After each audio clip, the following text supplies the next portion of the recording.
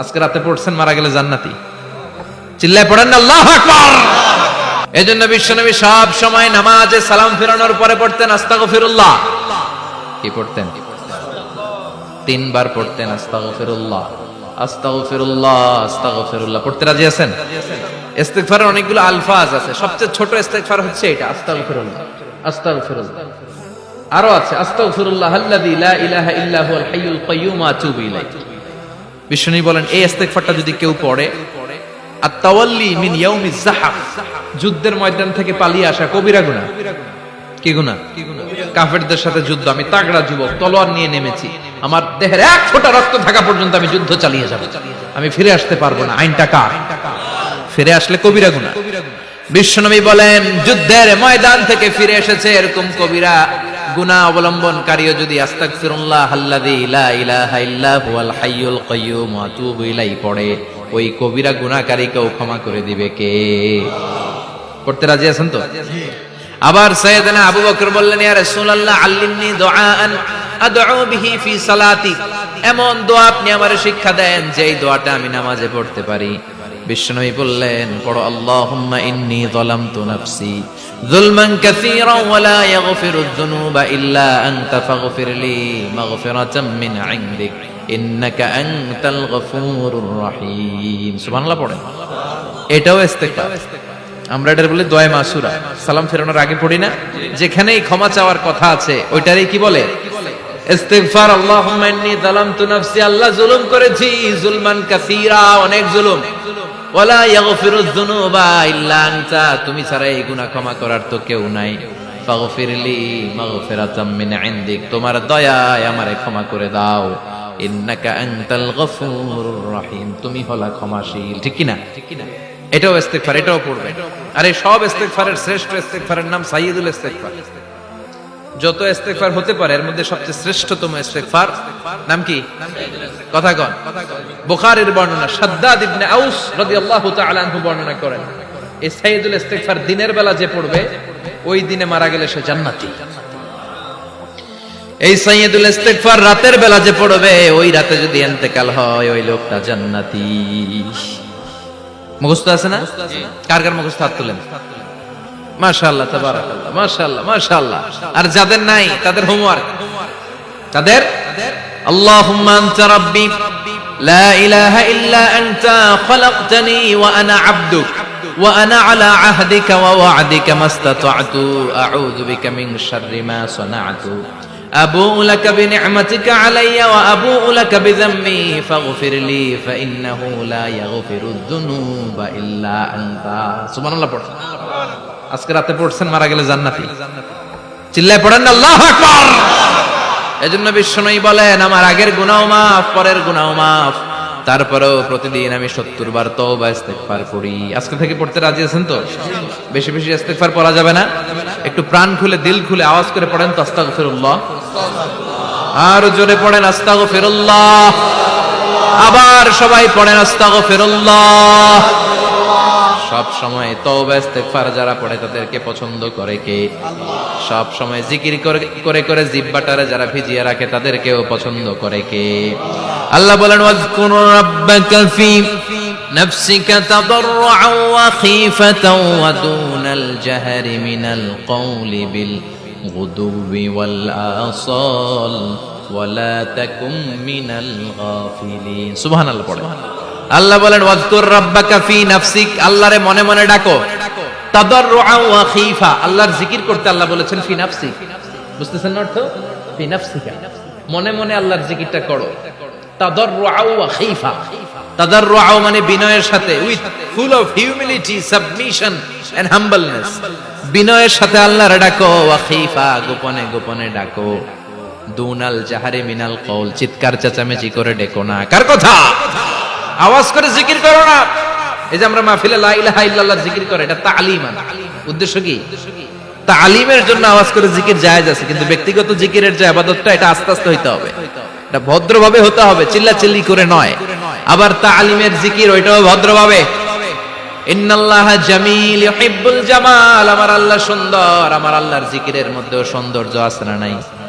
কিন্তু এদেশে জিকিরের ভেতরে লাফালাফি আছে না নাই? তালিমের উদ্দেশ্যে সবাই মিলে জিকির করা যায়, কিন্তু চিল্লাফাল্লা করা যাবে না, লাফালাফি করা যাবে না, মাথা ডানে বায়ে ঝোলানো যাবে না, ঠিক কি না? কিন্তু লাফালাফির জিকির আছে না নাই? লাফাইতে লাফাইতে, হ্যাঁ, গাছের আগায় বাঁশের আগায়। আবার যিনি জিকির পরিচালনা করে ওনার কান্দে যাই ওঠে, আছে না নাই? বিশ্বনবী সাহাবাদের নিয়ে জিকির করছেন, সাহাবারা লাফাতে লাফাতে খেজুর গাছের আগায়। হাদিসে আছে না এটা? বিশ্বনবী সাহাবাদেরকে নিয়ে জিকির করছেন, লাফাতে লাফাতে আবু বকর বিশ্বনবীর কান্দের উপরে। আছে হাদিসে আছে? এটা জিকির নয়। কি সুন্দর দেখেন, ইসলাম বোঝা কত সহজ। ওয়াজকুর রাব্বাকা ফি নাফসিকা তাদাররুআ ওয়া খাইফা, গোপনে জিকির করো, ভদ্রতার সাথে বিনয়ের সাথে জিকির করো। ওয়ালা তাকুম মিনাল গাফিলিন দুনাল জাহরি মিনাল কওল, চিৎকার চেঁচামেচি করে জিকির করো না। যারা চিকফাল দিয়ে হই হই হই হই করে, আছে না? হই হই হই হই হই হইয়ের ভিতরে আল্লাহর নাম আছে, হ্যাঁ? এই যে হুই হাই হুই হাই এই স্টাইলের যে জিকির, এটার ভিতরে আমার আল্লাহর নাম আছে? আল্লাহর নাম যদি না থাকে ওইটা জিকির হবে? কথা বলেন। বিষ্ণু বললেন, খবরদার, চিৎকার চেঁচামেচি করে লাফালাফি করে যারা জিকির করে এরা মনে করে আল্লাহ কানে শোনে না। কথা বলেন। আপনি গোপনেও আল্লাহর ডাকলে আপনার ডাকে সাড়া দিবে কে? এজন্য রাব্বুল আলামিন বলেন, ফাযকুরুনি আযকুরকুম ওয়াশকুরুলি ওয়ালা তাকফুরুন। বান্দা আমার জিকির তোমরা করো, আমিও তোমাদের জিকির করব, ঠিক কি না? আমরা যদি আল্লাহর জিকির করি আমাদের জিকির করে কে? সুবহানাল্লাহ কইবেন না? আমরা আল্লাহর জিকির করে আল্লাহ নাকি আমাদের জিকির করে, জানো তো না কথা এটা? আবার হাদিসে কুদসিতে আল্লাহ বলেন, ফাইন যাকারানি ফি নাফসি যাকারতুহু ফি নাফসি। আমার বান্দা যদি একা একা আমার জিকির করে আমি আমার বান্দার একা একা স্মরণ করি।